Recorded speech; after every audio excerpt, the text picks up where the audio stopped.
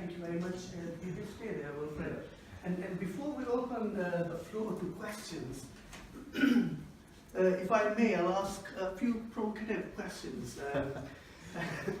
There are millions of questions, obviously, as an observer of Pakistani politics and someone coming from there, that you can come and your talk is enlightening. It raises a lot of questions, answers some questions, provides a good window on politics in Pakistan, the rise of Imran Khan, rise of populism. My question is about basically about Imran's political opponents, the kind of critique they come up with. For instance, he has been labeled as Taliban Khan at some point, and because of his alleged kind of sympathies with extremists and Talibans, whereas everyone else in the political spectrum was saying that we should deal very sternly with Taliban. Imran Khan was proposing that we should talk to them and we should actually also help them set up an office in Islamabad and then have negotiations with them. So how do you see that kind of critique of Imran Khan by his political opponents? So that is one label that he has been associated with, Taliban Khan. And then very recently he has also been seen as, described as U-turn Khan. Yes. Someone who takes so many U-turns on issues. He takes a stand and then after a few days something happens and then he takes a U-turn on his own position, which is in contrast to what you have been describing as he is someone who has a lot of character, he does not follow other people, he has those leadership qualities, and he is very much, if I may say, stubborn as well, he has been described, so therefore he is the right person for the job. But in your talk, you have been saying constantly that when it comes to problems, he doesn't know what to do. So how do we make sense of the whole situation then, those two criticisms, and then your own take about Imran Khan, that he is a great man, wonderful, but the problems are so complex, at the moment he doesn't know what to do. Yes, but my take is that my only take is that he's not corrupt, at least. The biggest problem that the country has been plagued with is corruption. Between late 1980s and 1990s, we've had our successive governments borrowing $13 billion from the IMF. And the country was plagued with nepotism, with ethnic violence, with sectarianism, poor economic prospects. At one time, Zardari and these investigative agencies of Switzerland and Pakistan unearthed documents that led to the proof that the couple had laundered $1.5 billion from the country. In addition to the fact that they were also implicated in a case where they were in a bid to support the local gold industry. They had monopolized. They had cut a deal with somebody in Dubai who had paid $10 million in their Citibank accounts maintained in Switzerland. So and then likewise they distributed 545 prime residential plots amongst their supporters. Nawaz Sharif again, state loans which were never paid back. So there's a whole can of worms that we can open. The only thing that I know is that the country's biggest problem right now is corruption, and he's been he himself is not corrupt, though there are problems. I mean, Imran remains being a biographer of Imran, I myself at times get confused because he's quite an inscrutable person, and this problem that he has that he's very impulsive, as you said, these monikers. U-turn, these are a result of those impulses. He has these impulse reactions which were quite evident in his cricketing career as well. The good thing is that his impulses often went right in the cricketing career. Now that he's he's risen to this position, it seems like that he was we were all wrong, that the impulse worked here as well, and he's just working. He's got a tunnel vision, he blocks everything else, and he just focuses on his goal. Taliban, on your question about Taliban Khan, the problem is that he was his personal life definitely isn't a bigot. He's never been a fanatic. and when you talk to Noam Chomsky and so many other people, they all agree that more than 1 million people have died in Waziristan, Afghanistan due to this war on terror. The Pashtun, what he's saying is not different from what many Western analysts have also said, that the Pashtun, he says that I know the Pashtun genes better than anyone else. They have a rich history of Pashtun resistance. Alexander the Great downwards, the Russians, the British, Ranjit Singh, the Mughals, all others, Central Asians, they've resisted everyone. So if you go into this war, there is no easy solution. That's why we think you should talk to them. Now the problem is that when the US has a $1 trillion weapons industry, they don't really want to end the war. Now the problem is that if you talk about having talks with Taliban, if Imran talks about these things, he's considered to be the Taliban Khan. When he takes a slightly different stance, he's implicated as somebody who comes with a Jewish lobby, comes with the backing of the Jewish lobby. So the problem is that when he talks about siding with these Islamists by talking to them, and he also has a soft spot for the Pashtun lineage, which is his Pashtun roots in Waziristan, because he himself is a Pashtun, and the majority of the Pashtun belt is quite conservative minded. So I think that's his soft spot. And his major political root base is around those areas in Pakistan. Recently, the tentacles of his influence spread across Punjab, but it all basically started from the rallies that he solicited in KP, in the frontier. He's even been to Waziristan and campaigned in 2012 with the human rights activists when visited Pakistan, Miss Anna Wright. She visited Pakistan from the US, and together they went into Waziristan to campaign against Obama's drones. And he enjoyed support in Balochistan. So the problem is that he can't really vex those people. And the issue is that he doesn't really know how to solve this problem of radicalization, and there's no short-term solution. He says that the only answer is moderation, which might take time, education. He wants to educate the people, which will take a long time, of course. And I don't want to confuse you. No, I'm already confused enough, so you can't confuse me more. So, okay, I'm sure there are loads of questions. Yes. Hi, my name is Osama. I'm from Karachi, which automatically makes me a bit anti-establishment. It was very good talk by you, but I just thought that you were being a bit too soft on the military establishment of Pakistan. You said how when a politician comes into power, he's got two people to take into consideration. One, the people who fund him, and the other, the common people. Whereas I feel that the election is always decided in the general headquarters in Rawalpindi. And which is pretty much, if you see Imran Khan's speech in 1999, he stood up as this guy who said, it's about time to tell you, ladies and gentlemen, that the role of agencies is finished in this world. To someone who is now who is pretty much a sympathizer of the military. So his ideological, I see there is no ideology behind him. Whatever he's doing right now is very populist politics.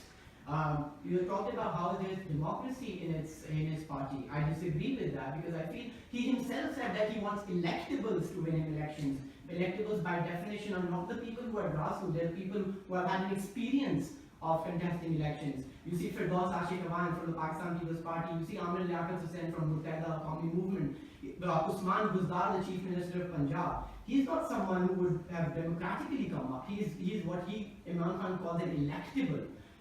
You talked about General Hamid Gul. General Hamid Gul is nicknamed as the father of the Taliban because he was the one who was actually responsible for radicalizing these madrasas into going and declaring that it's actually a jihad to go and support the United States of America and Afghanistan.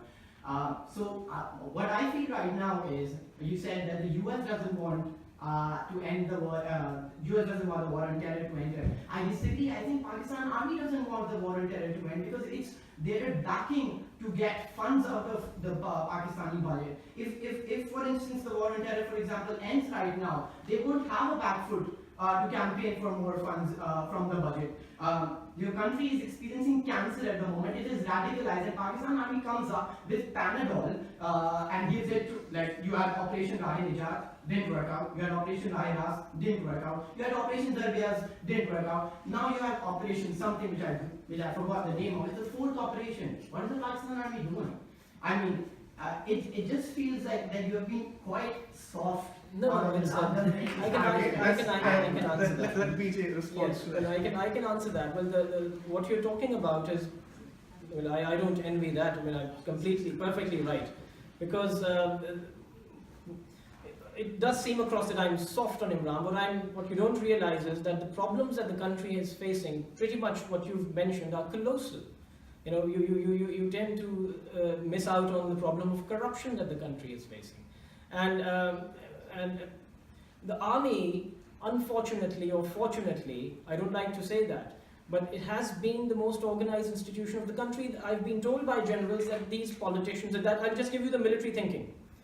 The politicians rush to the military when they're not able to control the country. The military thinks that, you know, somebody told me that, you know, they come to me because, you know, if they pleading for a position in the cabinet, and this is some general I'm quoting, I can't name him, these politicians come to us for a position in the cabinet. Well, if they think that they are so capable of governing the country, why are they coming to us? Well, let us, it's quite obvious that we are better at governing the country than them. It's just, the problem is that the country's, you know, the kind of culture, democratic or otherwise, we've had, it hasn't supported the development of a proper, you know, political party. One of the problems that Imran has, and you mentioned it quite rightly, and I'm not soft on Imran. I also have my concerns. For example, I do believe the U-turn, the monikers, not the Taliban, but the U-turn, absolutely justified. I do believe that, you know, it's still, I said that it will take 10 years because it's not proper democracy yet. I said that. I also believe that, you know, some of these people that he's been recruiting, he's, you know, after 20 years, he's realized that that's how politics in Pakistan works, that he needs to, you know, side with these local power brokers, these local landlords, who obviously, when they're in power, they will demand, you know, compensation from Imran because Jahangir Tareen has financed. So I agree with you. I completely agree. My only problem, what are the alternatives that we have? We don't have an alternative. Just to add one comment. Sorry. But very quickly, then we take more questions. Just one comment regarding his point. You just talked about corruption. PTI was the only party during the Nawaz Sharif's government to block a bill which allowed for accountability of generals and judges of the Supreme Court. But PTI was the party that blocked from passing that bill that allowed the state to hold judges and accountable. So I feel like it's selective accountability when it comes to corruption as well. That's primarily because of the reason that even the military thinks that, you know, they've run out of options. Pretty much what I said, that the third layer, that the option that the military right now has is only PTI. The problem is that will Imran and the generals, will this honeymoon between the two will last? That's the problem. And if it doesn't last, then you don't have any other option. So that's a big question. Yeah. Are there no other plants in the military nursery coming? Well, I'm not saying Imran Khan is one of those. Yes. Yeah. You're saying it's going to take 10 years for Imran Khan to establish himself, for democracy to become rooted. No elected Prime Minister has completed their term in office in Pakistan. How on earth is it going to last 10 years? That was optimism, basically. Optimism misfired. And optimism that, you know, as a Pakistani who's really annoyed by the kind of, who's lived through these turbulent times, who's seen military dictatorships, who's seen capricious and, you know, inept and totally irresponsible democratic governments ruling the roost in the center. It's just optimism, sir. It cannot be anything else. Okay, so we have a couple of questions there, then I'll come to you. Decide among yourself who wants to ask first. I just wanted to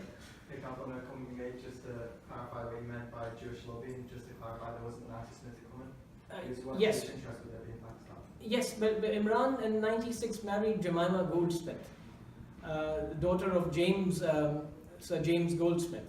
So that wasn't really liked by, I think, some parts of the press in the UK and also some parts of the press back home. They didn't like it because they thought of it as a Jewish plot a Zionist plot to take over the country.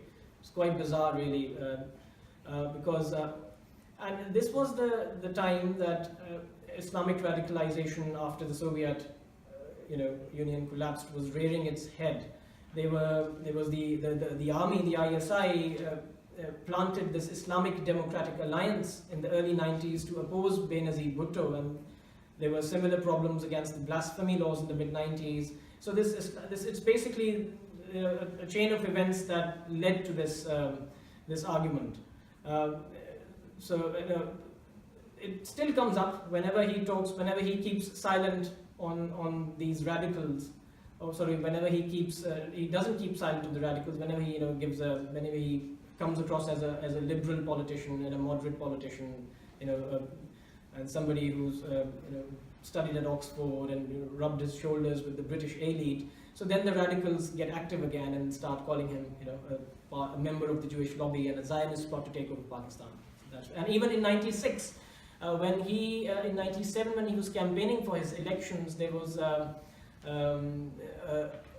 caption, a picture published in Dawn newspaper, which is one of the leading newspapers, English newspapers of Pakistan, which suggested a blurry copy, which showed a blurry copy of a check of £40 million, by James Goldsmith for Imran Khan. So it was later turned out to be a hoax. So it's that crazy in this country. It's also interesting to know, I think his mainstream political opponents have not accused him of that. It's a few radicals, yes. I think, the pockets of... yes. Yeah. Yes. Yes. I was wondering what you make of Rehan Khan's book and all the salacious details in that book pertaining to Imran's drug usage. That cannot be true. And just to let you know, I've played first-class cricket in Pakistan. I've represented Cambridge Blues in cricket. I've also played for Pakistan under 15. That was back in 2000. So if even at that level, I haven't played at the senior level. Even at that level, I can tell you a sportsman cannot survive physically if he's on drugs. The kind of exercise he does. But you don't take drugs now, right? So you're not The whole point is Rehan Khan's salacious comments. right. That book was basically condemned by everyone, not just Imran's supporters, but also his opponents. There's no credible proof of what she's said. So that book hasn't informed you. It's not even widely selling in the country. But my question was, has that book at all informed your understanding of Imran? That book, sorry? Has it informed your understanding of what kind of person Imran Khan is? Can you take that as a credible source in any way? No. That book wasn't taken seriously, to be honest. Question here. Yeah, you mentioned debt briefly in the talk, but you didn't mention anything about the crisis that Pakistan faces in the next few years. Yes. I mean, it's possible in some places in Pakistan now to buy pork in general stores for Chinese workers. There's Chinese on road signs and in local stores. Are you saying is it possible to buy pork?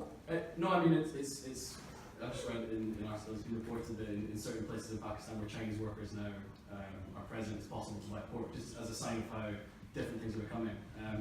Obviously, America and the war on terror is still extremely relevant and present, but there's the whole future ahead of Pakistan now with China. Yes. An intimate relationship that I was wondering if you thought Imran Khan is suited to negotiate and navigate.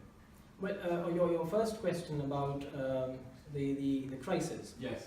Yes, that's one of the problems that his administration is plagued with right now. And as soon as he came to power, he had to rush to first to the Arabs, Saudi Arabia, to solicit a loan, and then he went to China, and so basically Pakistan is currently in the middle of a serious balance of payments crisis, and although they say that it's been averted, but and then you have, you know, he's promised reforms, inflation. When you talk about IMF, as soon as the, you know, this word of being associated with the IMF went out, the dollar, the rupee crashed by, I think, I don't know, more than 20%, 30%. Imports, the value of imports skyrocketed, and that damaged his reputation, gave the his opposition parties, you know, considerable amount of ingredients to you know, criticize him. And you know, his reform agenda is so ambitious, education reforms, health reforms, and that really needs a lot of resources, and that's why, you know, the problem is he cannot really, you know, if he, that's what I said earlier, if he starts talking to the, looks towards the military to, you know, back off a little and crimp their budgets, that'd be a huge problem for him. That will, you know, he'll basically go headlong with the military. So there is an internal political and this radicalization problem and economic crisis, and we really don't know how he's going to deal with it. Your second question is, yes, China is extremely important. When Nawaz Sharif was elected, the previous leader, there was an article in The Economist which basically showed the Chinese leader with his fists high, and Nawaz Sharif, you know, suckling Nawaz Sharif was here. So that's true, but you know, China has never really, you know, openly supported Pakistan. It's mainly this rhetoric of, you know, Pak-China friendship being, you know, sweeter than honey and all this. It comes from the Pakistani administration, because they look towards China as the savior, as the US influence in the region, you know, goes down, plummets because of the financial crisis, or because of they're out of mileage now, fighting wars on so many fronts. So Pakistani defense establishment, and there's a consensus in the country across all, you know, levels of political spectrum that we need to look towards China for survival. We need more trade, and yes, Chinese are in Islamabad. You can find them anywhere, in malls. They've started living in you know, in all major urban centers. Pork is selling, yes, even alcohol, but not openly in hotels. Yes. Is Khan the right man to follow through with that kind of challenge? I mean, that kind of change in culture, that kind of. I mean, the debt crisis. His personal life is pretty relaxed, so I think it should not be. I don't really be tempted by anything. But yes, as long as there is no political risk to him, I think he'll keep silent. Okay, was there another question? We've still got time for a couple of questions. Yeah. What do you make of Imran Khan being the first mainstream politician to introduce eco-friendly measures, you know, the billion? That's a measure that was, I think, acknowledged all over the world. And as soon he comes across as somebody who's a, you know, a lover of nature, you know, a nature watcher, and you know, in one of his autobiography, he mentioned very briefly that, you know, once he retires, he's going to write books, and you know, and he'll retreat up in the north to the mountains, and because that's where his soul finds comfort. So I think that's his love for forests and trees is pretty evident. He planted 1 billion trees in KP. He plans to plant more in Punjab. So I mean, that's a credible. Climate change is a serious problem. Pakistan and China. I mean, and in fact, the entire region is polluted. I mean, every major Indian city is polluted. Every major Pakistani city is polluted. I mean, without, you know, going green, there is no future. That's a great initiative. I think I personally love that initiative of 1 billion trees. But has it worked on the ground though? It has. I've checked out. I mean, to research the book, I had to travel extensively through KP, and I've seen, you know, minor changes there. The way the police has worked, in the way some hospitals are working, and then, you know, Peshawar, I went there in 2008, and then I went there in 2016, and it was, you know, considerably improved, cleaner, but still, you know, it's a difficult province to govern. It's a tough task ahead of him. Yes. I really don't like digging too deep into the personal details of somebody, but I think with Imran Khan, there's one piece of the biography that we need to look at, which is the relationship with his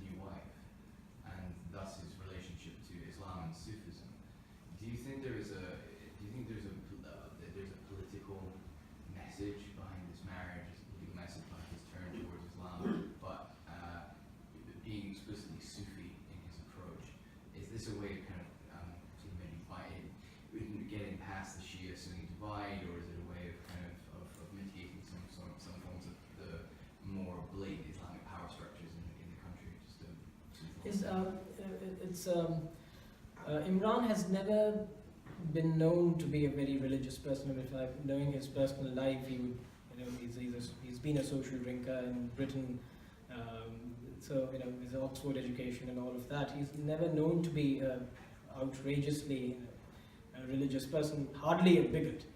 But yes, this recent reinvention, or his recent drift towards Sufism, many analysts believe is basically a political tool to win him votes of that segment of the population.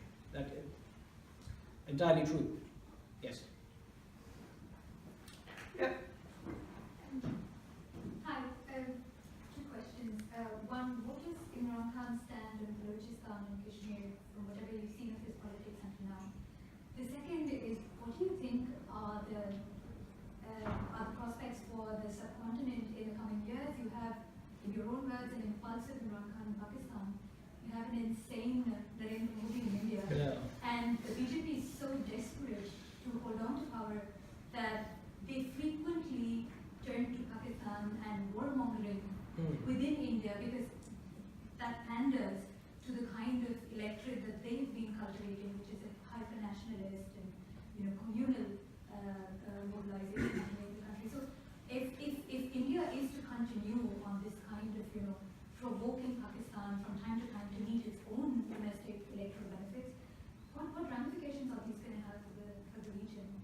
Terrible ramifications. I mean, I've been interacting with Noam Chomsky on this. I mean, I've asked him to review my book. He obviously doesn't have the time. He's a very busy man, but I've been time and again discussing this with him, and he tells me that it's if India really doesn't, next elections are the key. If India really doesn't sort out its keep its house in order, then might even break up from within, because there are so many inborn insurgencies in India. You must read this lovely book by Khushwant Singh titled "The End of India." And the problem is that back in, during the World War II, the British leaders had started locking up congressmen who were right-wing capitalists. But and then communists were supporting the British, and they were launching and these Kisan organizations to deprive the local landlords of excessive produce, and the communists were infiltrating the army, the navy, the civil society. But the problem is that problem for them was that when India got its independence, these communists were driven away, and Congress basically the mood of the people favored the congressmen. Unfortunately, now it's a very different situation. The mood of the Indian people, I mean, electing a bigot, it's quite obvious that where India is heading, and then the ramifications for the region. It's just earlier this year in July, Swami Agnivesh, a spiritual leader who spoke of communal harmony, was brutally beaten by Hindu fanatics. And 2 weeks later, one of the cabinet ministers of Modi's government rewarded these fanatics, and then a month later, a few, 2 or 3 Muslims, young Muslims, I think they were students, were brutally beaten. One of them even died, and then they were again rewarded. Beef is being banned in your major cities. Faizabad in Uttar Pradesh becomes Prayagraj, Ahmedabad becomes Ayodh. Agra becomes Agarwal. So these are troubling times. I just would like to quote a few statistics. I mean, India is a great country, and if this region has to and wants to survive economically, it's basically India should act as the bigger brother.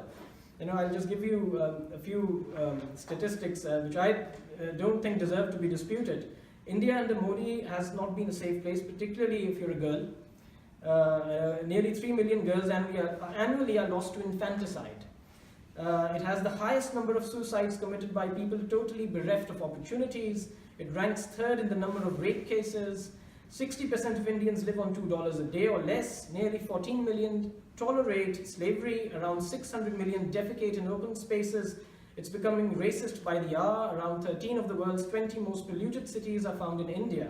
Its free-thinking journalists go missing without a trace. Its movies always bear an anti-Muslim, anti-Pakistan rhetoric, and there's much more to Modi's government than meets the eye. Now, that's the kind of neighbor that Imran is dealing with. And now he's also dealing with a similar mindset that these that these radicals, Islamic radicals, are propagating. So it's really a tough time for the entire region. And I think if Indians want peace in the region, they should also the peace starts from within.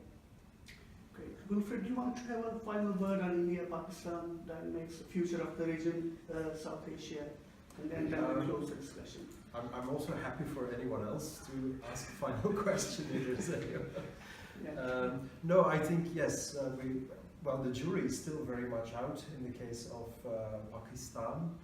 One perhaps worrying sign, which we didn't really talk about, but there have been, at least also from election observers from outside, reports that the most recent election in Pakistan was less free and less fair than the elections that have gone before, which is a paradox, particularly given that Khan had been campaigning so much on the rigged nature of previous elections. And obviously in 2019, as has been said, India will face a very critical election. If that is won with a decisive majority of the BJP, then we might actually have passed a critical juncture that really puts India on a different trajectory, which is no longer as inclusive as what it has generally been known and praised for. But there are already important state elections going on at the moment that could already see some changes. I'm not sure what will happen. I guess maybe Modi might come back, but probably he would have a reduced majority, or maybe there might be a union of opposition forces that might stop that from happening. Okay, let's take that. Political scientists are very bad in predicting, so, so I'm trying to protect myself against despite that, we'll take that as a positive note, and we'll end at that. And we're very delighted to have had you here. It's been very fruitful discussion, I think very exciting and very thought-provoking. Thanks for being very frank and answering all the questions and taking them very gracefully as well. Although they were very critical, some of those questions. We're very thankful to you as a community of South Asians at this university, and join me in thanking BJ.